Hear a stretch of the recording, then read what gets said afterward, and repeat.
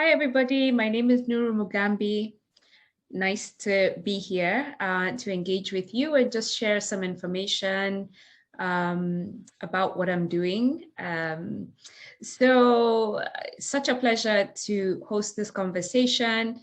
I was asked to talk about myself, my journey, why I'm doing the GAZA Awards, and what I'm looking for to come out of it, and then finally just some advice. So hopefully I'll be able to, in a very quick few minutes, share all this. So currently I am in school. I've gone back to school to do graduate studies in the space of public policy, with a focus on sustainable finance, responsible investment, and financial inclusion. This has been my passion for a very long time. I've done some work across Africa in this regard because I believe that the financial sector has a very specific role to play on the continent when it comes to building sustainable economies and promoting equity, to promote fairness and inclusion. So that's really where my area of interest and passion is. So that's what I do. I'm also a single mother. I have a teenage daughter who is basically my mentor, my coach, and I learn a lot from her. So those of us who have kids know that our kids make us better people, right? So I'm just happy for my child. She's much smarter than me, including emotional intelligence. I was asked to talk about GAZA Awards, why I started it. So GAZA Awards is a platform that I started to help spotlight, to help GAZA women in finance across Africa. The reason why I started this is really just kind of based on my work in many countries. You find or you experience so many amazing, exceptional women that the market doesn't know about, the market doesn't appreciate. And, you know, when you see CEOs being announced or board members being announced, leaders of regions being announced, you find that they all kind of look the same, right? Or it's the same usual suspects, the same names. And I felt that there is a need to support that woman who is really driving sustainability work in their institution. They're not only creating financial value for their employer, but they're also doing it in a way that is helping shape the financial system and also creating some inclusion. So these ladies on the GAZA Awards list are just some of the thousands of amazing women working in banking, investment banking, in insurance, fintech, insurtech, SACCOs and cooperatives that are really doing some really purposeful work, and they're just amazing women. So I'm really thankful for it, and really the vision is to just help elevate and support them where they're needed in our economy. And we talk about Africa rising, and we need more women in finance shaping the narrative around what does a leader in finance look like and what should they be doing. And the GAZA list is exactly what leaders in finance look like and what they should be doing. The impact I'm looking to get from this award is really, I'm already seeing it, right? So when I hear the stories about women from the initial award, this year's award, you find that these women are finding themselves and remembering their power. One of the ladies said that the news coverage from her recognition, you know, some journalists didn't even realize that there was a woman heading a bank in their market, in that market. They didn't know she was the CEO. Another example, a lady said she didn't realize that her story will inspire people. There's another lady who got 2 job offers from the visibility and the spotlight we gave her. So really the vision is coming into fruition. I'm just thankful for that. And really why I'm doing it is also because my journey has been about people helping, right? So none of us get to where we have gotten or achieve what we've gotten either through our work life or our personal life without some assistance, right?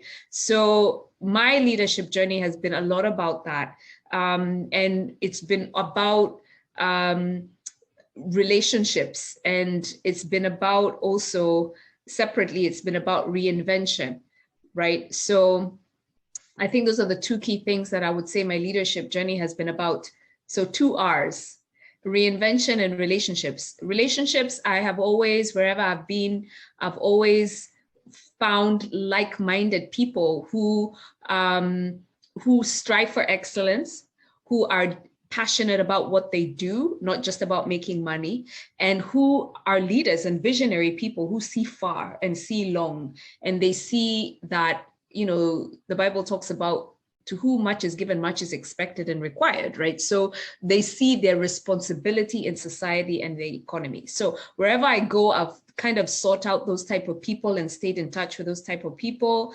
And really that has been my leadership journey, right? So even my initial employers, when I was 18 years old, 19 years old, I'm still in touch with a few people in all those organizations, because these are the relationships that, you know, iron sharpens iron, right? So these are the relationships that I go back to for advice, go back to for confirmation on something I'm thinking about doing, and also collaborate with. So literally since I was 18, 19 years old, I've always sought out like-minded people wherever I work, and I've continued to stay in touch with them, and I thank God for that.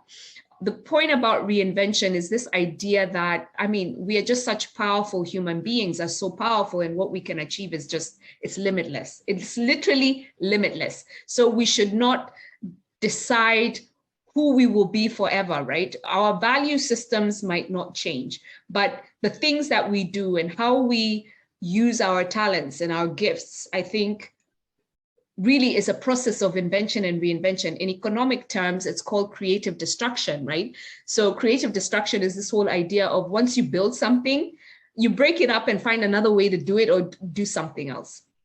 So really that has been, those are the two things that have really guided my leadership journey: relationships and reinvention. Finally, I was asked to share what advice I would give young ladies.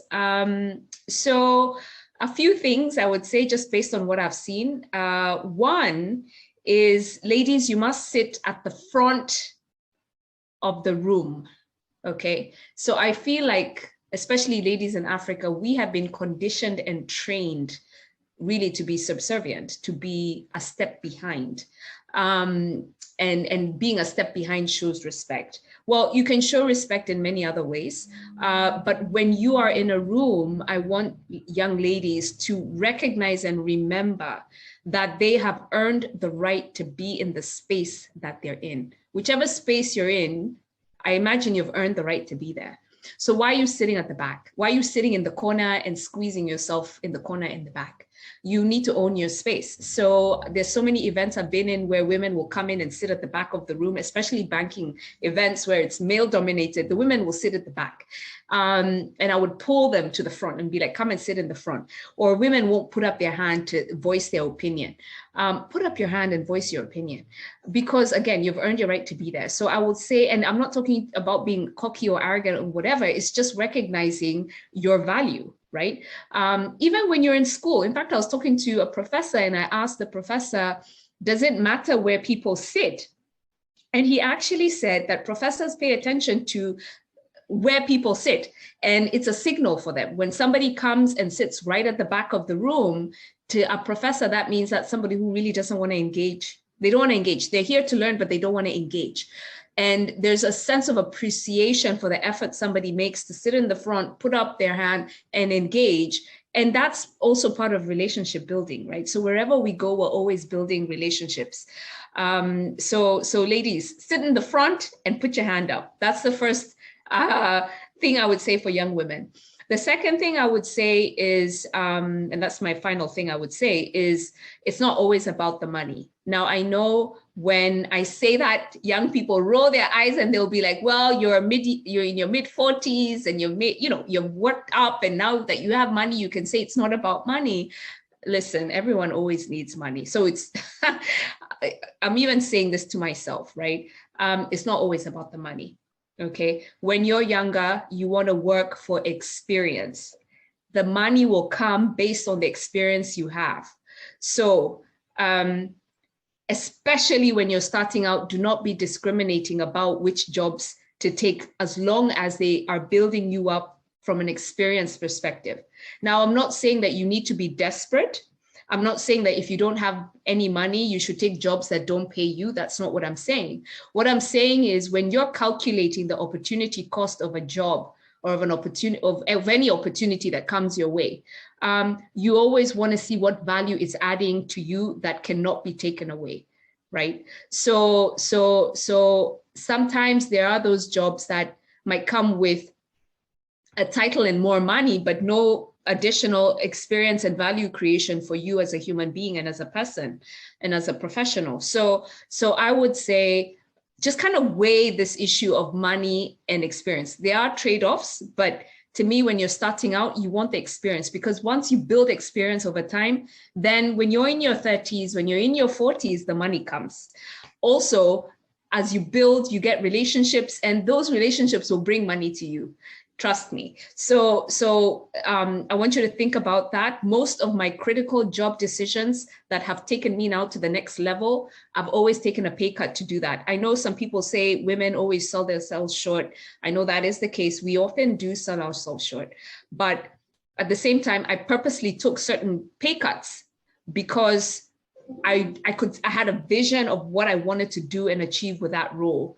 And even my employer did not see that vision, right? And they were not able to accurately compensate me for that vision, but I still wanted that opportunity. So it's all about really weighing opportunity cost and really kind of thinking about balance. And when you're younger, you're constantly having to balance opportunity, experience, and money. Obviously, you have to not be desperate and be able to cover your financial cost.